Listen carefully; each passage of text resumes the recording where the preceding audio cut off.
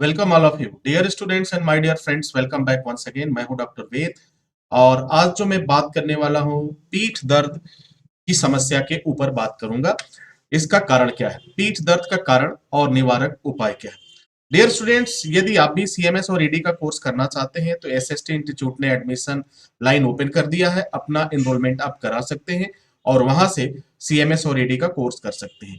CMS और ED का course करने के बाद आपको बीमारियों की जानकारी हो जाती है और साथ ही आपको इसेंशियल ड्रग्स अंग्रेजी दवाओं की जानकारी हो जाती है और फिर आप लोगों का इलाज कर सकते हैं, अपनी मेडिकल सेवा दे सकते हैं। तो इसके लिए आपको एसएसटी इंस्टीट्यूट बेस्ट एक मेडिकल इंस्टीट्यूट आपके लिए साबित होगा। आप वहां से अपना एनरोलमेंट करा सकते हैं। अब बात करते हैं पीठ दर्द कारण और निवारक उपाय। पीठ दर्द के कारण की अगर हम बात करें तो 90% लोग अपने जीवन काल में कम से कम एक बार पीठ दर्द का अनुभव करते हैं। हालांकि पीठ के दर्द को दूर रखने के लिए अच्छे स्वास्थ्य, उचित वजन, सही मुद्रा और पर्याप्त व्यायाम की आवश्यकता होती है। दवा और फिजियोथेरेपी के द्वारा पीठ दर्द के मामले को अधिकतर ठीक कर लिया जाता है और मरीज को राहत मिलती है। लेकिन कभी-कभी क्या होता है कि पीठ दर्द लंबे समय तक बना रहता है। पीठ दर्द का जो ये चलता है, समय चलता है, ये काफी समय तक चलता है। नॉर्मल होता है फिर बना रहता है नॉर्मल। कभी-कभी तो ये देखा गया है कि महीनों-महीनों आपको इस तरह की समस्याएं होती हैं और इसके लिए कंटिन्यू आप दवाइयां खाते रहते हैं। जितनी बार आप पेन किलर खाते हैं फिर उतना ही दर्द तो थोड़ी देर के लिए आराम होता है, लेकिन इसके बाद जो आपका नुकसान होता है उसके बारे में आप अनभिज्ञ होते हैं। क्योंकि जितना हम अधिक पेन किलर खाते हैं ये हमारे लीवर पर, हमारे किडनी पर बहुत ही बुरा प्रभाव डालता है और आने वाले समय में गंभीर बीमारियों के रूप में ये चीजें आती हैं। ठीक है, तो कोशिश करिए कि आप जो है अपने पीठ दर्द को किस तरह से सही करेंगे, वो बगैर दवा के इसे ठीक करने का प्रयास करें। चलिए मैं कुछ आपको टिप्स बताता हूं। अगर आपका दर्द 2 सप्ताह से अधिक समय तक रहता है तो आपको सावधान होने की जरूरत है, आपको अपने ऊपर ध्यान देने की जरूरत है। अगर शुरुआत में गंभीर पीठ दर्द और गर्दन में दर्द हो रहा है, शुरू में दर्द हो रहा है और ये धीरे धीरे लंबे समय तक 1 महीना 2 महीने तक बना रहता है, तो फिर आपको तुरंत अपने डॉक्टर की सलाह लेनी चाहिए और इसकी इसकी जांच करवानी चाहिए आखिर वजह क्या है। क्योंकि कोई भी दर्द इतने दिनों तक रहना अपने आप में कुछ न कुछ संकेत करता है। अगर हाथों या पैरों में सुन्नता या उत्तेजना में कमी आती है, महसूस होती है, उस समय भी आपको डॉक्टर की सलाह लेनी चाहिए और इस पर ध्यान देने चाहिए। इसे नजरअंदाज करने की बिल्कुल आवश्यकता नहीं है। अगर आप इसे नजरअंदाज करेंगे तो गंभीर बीमारी के रूप में इसके परिणाम आएंगे। हाथ और पैर की कमजोरी, अगर आपको बार बार ऐसा महसूस होता है कि हमारे हाथों में कमजोरी आ गई है, पैरों में कमजोरी आ गई है, हमारे हाथों से कोई सामान उठ नहीं पा रहा है, सामान फिसल कर गिर जा रहा है, या कभी कभी हाथ कांपने की समस्या आ रही है, घबराहट हो रहा है, पसीने आ रहे हैं, और क्योंकि इसके रूट कॉज क्या है, दर्द है। जब दर्द होगा तो ये सब सारी चीजें होंगी। तो ये सभी ऐसे सिम्टम्स हैं, ऐसे लक्षण हैं जिसमें आपको तुरंत अपने डॉक्टर से सलाह लेनी चाहिए। कभी कभी ये होता है कि फ्रेश होने के समय या मलमूत्र त्यागते या रोकने में कठिनाई आपको होती है, तो उस समय भी आपको अपने डॉक्टर से जरूर इससे बात कर लेनी चाहिए। कहीं ऐसा तो नहीं किसी रोग ने दस्तक दे दिया, कहीं ऐसा तो नहीं कि किसी गंभीर बीमारी ने घर बना लिया आपके शरीर में। पीठ दर्द जहां तक देखा गया है कि हड्डियों से संबंधित होता है और रीढ़ की हड्डियों के कारण इसके और भी कारण हो सकते हैं जो जांच के दौरान पता चलता है। तो पीठ की दर्द की जो समस्या है इसे हमें किसी भी तरह से नजरअंदाज नहीं करना चाहिए। अब मैं आपको कुछ तरीके बताता हूं कि जिससे आप पीठ दर्द से बच पाएंगे। आपको अंग्रेजी दवा नहीं खाना पड़ेगा, आपको बस थोड़ी सी सावधानी रखनी होगी और आप पीठ दर्द से हमेशा हमेशा के लिए आप निजात पा जाएंगे और यह दर्द समाप्त हो जाएगा। सबसे पहले क्या करना है आपको, अगर आपको पीठ दर्द की समस्या बनी रह रही है, काफी दिनों से बनी है और आप दवा भी खा रहे हैं उसके बाद भी ठीक नहीं हो रहा है, तो इसमें कुछ ऐसे तरीके हैं जिसे आपको अपनाना चाहिए। आपको क्या करना है, कभी भी कोई भी वजन की वस्तु उठाने से आप बचे, वजनी वस्तुओं से उठाने से बचे। और अगर किसी वजह से आपको इसको उठाने की आवश्यकता पड़ती है तो उसके प्रॉपर तरीके हैं, उस तरह से उठाएं। कभी भी वजन या वस्तुओं को लेने के लिए आगे नहीं न झुके। अगर आप आगे सडनली झुकेंगे तो सीधा जो उसका प्रेशर जाएगा वो आपके रीढ़ की हड्डी पे जाएगा, बैकबोन पे जाएगा और वह दर्द का कारण बनेगा। ठीक है, तो पहला काम तो ये करना है कि वजन आपको अवॉइड करना है, उठाना ही नहीं। ठीक है, बिल्कुल नहीं उठाना है, उतना ही वजन उठाना है जितना आप आसानी से कर सकें। और अगर किसी वजह से उसी वजन को जो डेली रूटीन में आपका काम है अगर उठाने की आवश्यकता पड़ रही है, तो आप अपने घुटनों पर बैठे, झुके, घुटनों को डाउन करें और रीढ़ को सीधा रखते हुए उठाएं। यानी आपको हर हाल में रीढ़ की जो है उसे टेढ़ा नहीं करना है। अपने आप को टेढ़ा नहीं करना है, क्योंकि जब आप टेढ़ा करेंगे तो उस पे वजन बढ़ेगा। लंबे समय तक आपको बैठना नहीं है।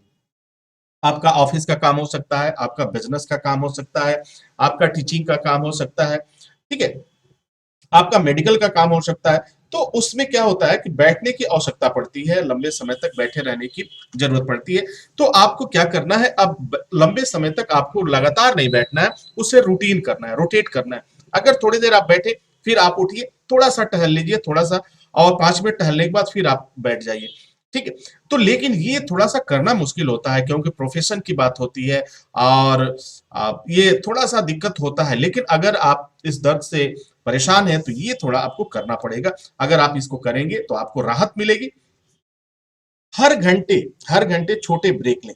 जैसे मान लीजिए लगातार आपने 1 घंटे 2 घंटे तक आपने काम किया, बैठे रहे, काम किया, उसके बाद से आपको क्या करना चाहिए, 5 मिनट का ब्रेक लीजिए। ठीक है, आप उसमें गर्म पानी पीजिए या उसमें चाय पीजिए, चाय ऐसे पीजिए जिस अदरक वगैरह वाली चाय पीजिए। ठीक है, थोड़ा सा चहलकदमी कर लीजिए या कहीं बात कर लीजिए। तो इससे क्या होगा कि आप डाइवर्ट होगा और रीढ़ की हड्डी को थोड़ा सा आराम मिलेगा। क्योंकि आप जानते हैं कि जब हम बैठते हैं या कोई काम करते हैं तो सारा वजन और सारा लोड जो है हमारे हड्डियों पर ही जाता है, तो उन्हें भी राहत देना जरूरी होता है। ठीक है, आगे आपको क्या करना है, बैठने के दौरान अपनी पीठ को सहारा दे, अगर जरूरत पड़े तो तकिया या गद्दा जरूर रखें। तो पीठ पे अगर सहारा दे के बैठते हैं और जिससे मोशन में भी आसानी होती है, आप इधर उधर मूवमेंट भी कर सकते हैं। और अगर गद्दा रखते हैं तो एक सपोर्ट मिलता है, पीठ के आपको सपोर्ट मिलता है।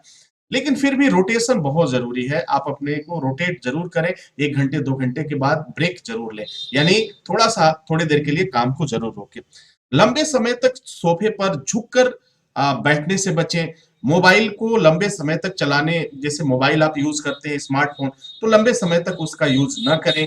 बहुत ज्यादा झुक के उसे न देखें, क्योंकि जब आप मोबाइल फोन देखते हैं या कुछ वीडियोस देखते हैं या अपना काम करते हैं, तो उस समय आपकी गर्दन जो है थोड़ी सी झुक जाती है। और जब झुकती है तो निश्चित रूप से उस पे आपके हड्डियों पर, सर्वाइकल पे उसका प्रभाव पड़ता है। तो आपको लंबे समय तक सोफे पर या मोबाइल देखते समय आपको झुकना नहीं है। यदि आप लंबे समय तक पढ़ते लिखते रहते हैं तो 30 डिग्री डेस्कटॉप स्लॉट का इस्तेमाल आपको करना चाहिए। जैसे कि अगर आप स्टूडेंट्स हैं और आपको पढ़ाई करना है, अपने गोल अचीव करने हैं, तो जाहिर सी बात है कि आपको अधिक समय तक पढ़ना होगा। तो उस समय आपको 30 डिग्री डेस्कटॉप स्लॉट का इस्तेमाल करना चाहिए। ये आपके लिए काफी फायदेमंद साबित होता है और कारगर साबित होता है।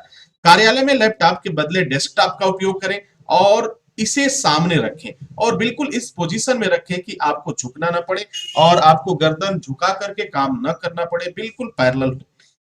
अगला आपको काम करना है, यदि लंबे समय तक लैपटॉप का उपयोग करते हैं तो स्लेटेड स्टैंड को का उपयोग आप करिए। आपके लैपटॉप का ऊपरी भाग आपके सिर के समानांतर होना चाहिए, जिससे कि आपको काफी राहत मिलेगी। ये छोटे छोटे उपाय हैं, इन उपायों को करने के बाद से आप अपने पीठ दर्द को राहत दे सकते हैं और ज्यादा दर्द से दूर रह सकते हैं। लेकिन इसमें थोड़ा सा रूटीन अगर आप करते हैं तो बहुत अच्छा होगा। इसके अलावा अगर आप योग करते हैं, मॉर्निंग में योग करिए, योगा करिए, आप जो है कपालभाति आप कर सकते हैं, अनुलोम विलोम कर सकते हैं और फिर डॉक्टर की परामर्श के अनुसार वे सभी एक्सरसाइज कर सकते हैं। आप अपने फिजियोथेरेपिस्ट से सहायता ले सकते हैं, कंसल्ट कर सकते हैं कि आपको को किस तरह के एक्सरसाइज करना चाहिए जो आपके लिए फायदेमंद साबित हो। और इसमें देखिए, पीठ दर्द का एक सबसे बड़ा कारण और होता है मोटापा।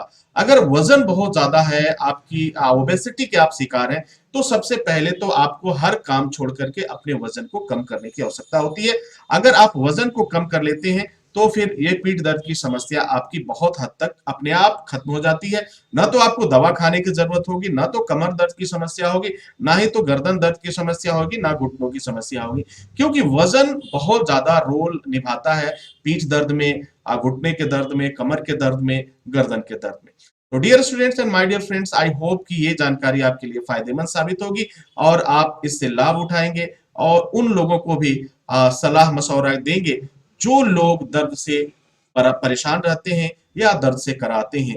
लंबे समय तक दर्द का रहना ये एक गंभीर बीमारी की तरफ इशारा करता है। इससे जितना जल्दी हो सके छुटकारा पा लेने में ही भलाई है। तो डियर स्टूडेंट, इसी के साथ इजाजत चाहेंगे, नेक्स्ट वीडियो में हाजिर होंगे। तब तक के लिए wish you all the best. Thank you for watching, thank you for learning.